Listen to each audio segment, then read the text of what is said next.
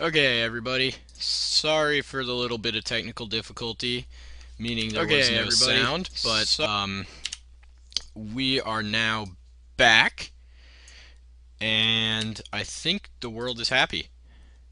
So, yeah.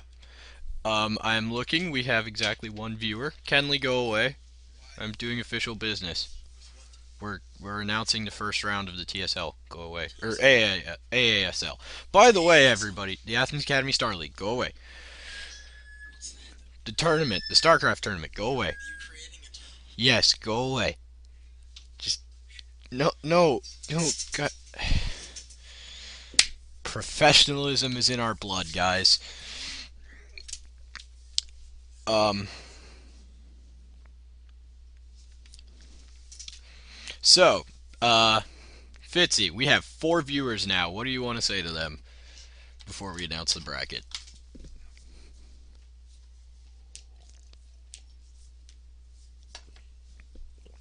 My TeamSpeak does not appear to be working.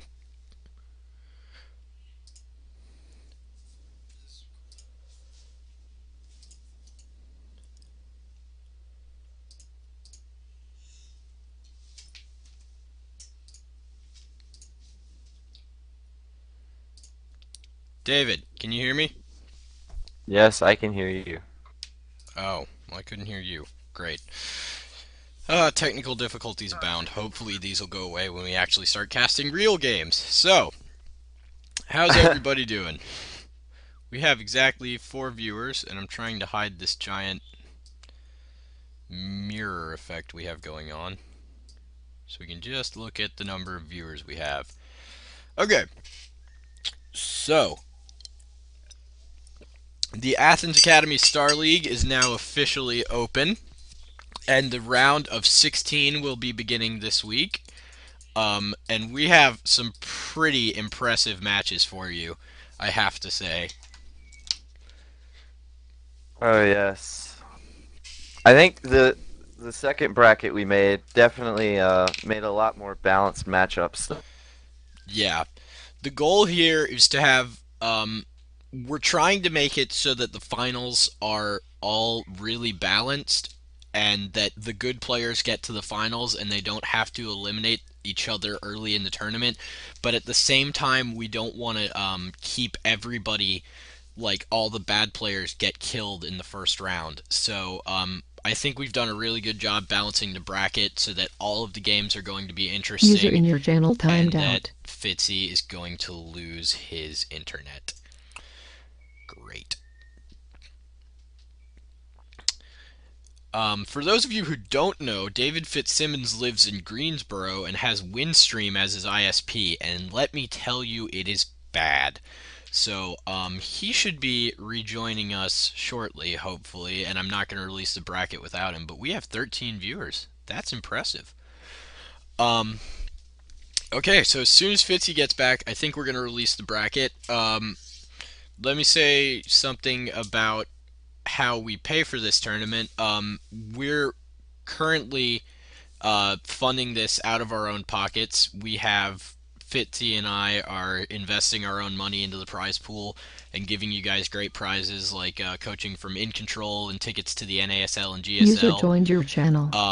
And so we're donating our own money to make these prizes happen, but we also have advertisements set up all across the website, and it would be really great if you guys would just click on one or two just every time you go to the website, and that way we'll have enough money to pay for this tournament and then to hopefully fund another bigger tournament in the future. So clicking ads really helps us, and we're going to nag you about it every time we cast, but please do it. It makes the tournament better, it makes the tournament bigger, and it makes your prizes better, because one of you is going to win. Yes. Okay, do you have So anything else you want to say, Fitzy? Gumbum? I think the round of 16 is going to produce some amazing games. I definitely think the bracket came out a lot more balanced than the first one did. Yep. A And lot of more even matchups, and it's going to leave a lot of room for creative play, and I'm excited. yeah, I can't think of anything but creative play after TLO's Battle Cruisers. By the way, if you guys haven't watched the TSL, watch the TSL. TLO goes battle cruisers and ghosts. It's incredible. All right. So you guys ready for the bracket? Here I we built those in my backyard. totally. Here we go. The bracket is now on the screen and is as follows. Gumbum and Marth Vader are getting round of 16 buys because they're the two highest seeded players. We did seeding entirely based on BattleNet ranking. Um, and we didn't quite have 16 people.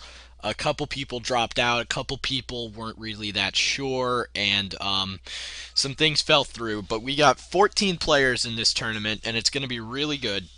And so, because we didn't get 16, we have Fitzy and Marth Vader getting a bye to the round of 8. However, in the round of 16, we have, for the very first match, Vaneblade versus Super Roller, aka Nick Brown versus Perry Ah. Sure to be an incredible matchup. We have, in the second match, Triple Fault versus Hex, Caleb Dasher versus Max Rustin, a PvP. The first one's going to be a PvP too. By the way, this entire tournament is really Protoss dominated.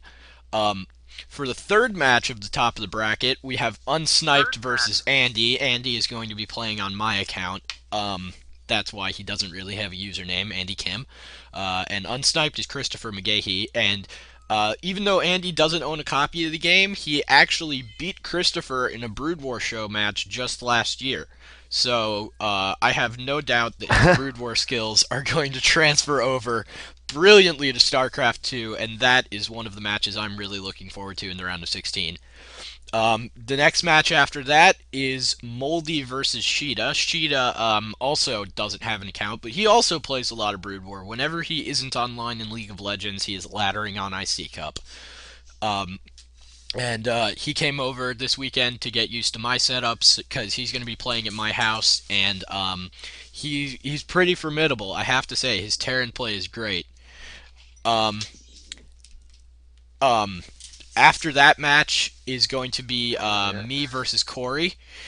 um, and Corey, I don't know your login information, and you've gone off the grid, so we'll figure this out later. But it is going to be Corey Hill, and whatever she chooses her username to be, it will be Scoring Fire versus that. And then the last match of the round of 16 is Gold Talon versus Nathan, aka Joshua Netter versus Nathan Witherell, and that's also going to be very exciting. I didn't really know much about Gold Talon at all when Joshua was like, "Hey, I play StarCraft," and I looked him up on SC2 ranks today and on BNet, and he's a 1.4K player. He's in bronze, but he has a really solid win-loss ratio and looks pretty impressive. I'm really happy to see him come out and play in the tournament. Yes, I definitely think this is the best way this round of 16 could have turned out. A lot of these matchups look like really, really even matchups. Especially the first one with Vaneblade versus Super Roller. I know Vaneblade has a really good, ability for coming up with those new creative builds, even if they're not perhaps 100% thought through or optimized. They're definitely new and innovative ways to approach the game, and I'm really excited to see how Super Roller deals with this terrible, terrible damage. And Super Roller's nothing to scoff at either. He is in fact Perry Ah, who is in fact Korean. Um, And who I know absolutely nothing about. he played Brood War. I played some Brood War with him, and he played Toss in Brood War as well. Um, I was never really good at Brood War at all, so I don't really know. But I think he was at least at my level, or he was beating me back when we did play in the good old days. So Perry's definitely formidable, and I was finally able to goad him into this tournament. So very happy about that. Yes, and then in our next matchup, and Triple Fault versus Hex, uh, I definitely think Max is going to have to come up with some really impressive play for this because Caleb's definitely got the skills. He's 7-11 or 7-4 in his ladder matches so far in platinum, and he's showing no signs of slowing. As a matter of fact, I'm one of his only losses in ladder, so he's. I definitely think he'd get diamond with a few more games. So Max has got his work cut out for him.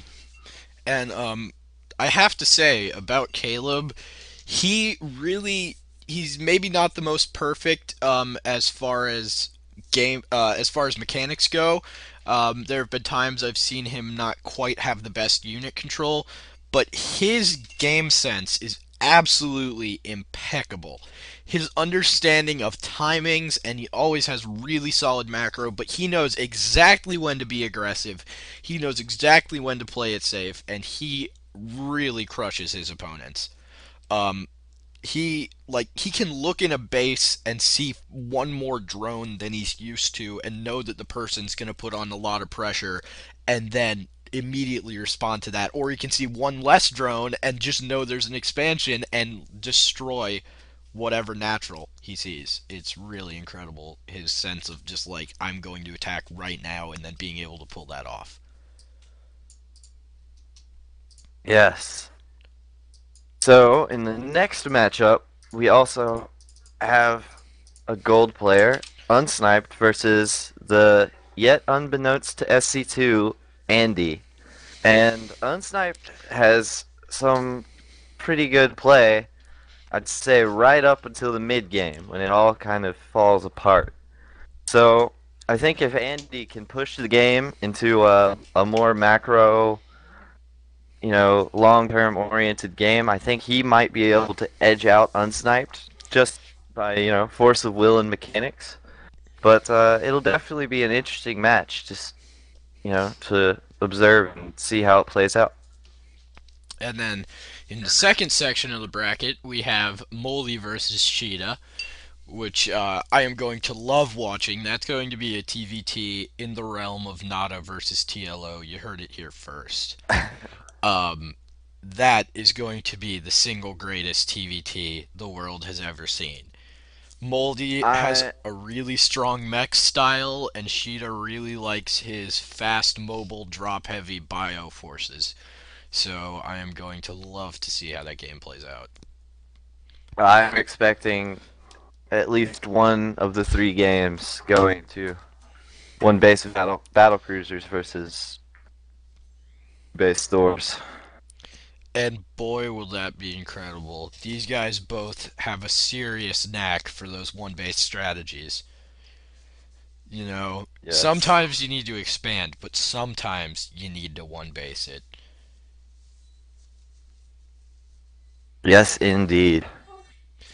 Um, Then we have our next matchup with Scoring Fire versus Corey. And I'm going to be quite honest, I think this might be the most one-sided matchup on this entire bracket.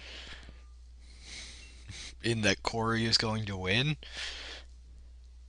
I think Corey is probably going to lose, not through any fault of her own, but by lack of experience. Hey, I got a YouTube subscriber. Anyway,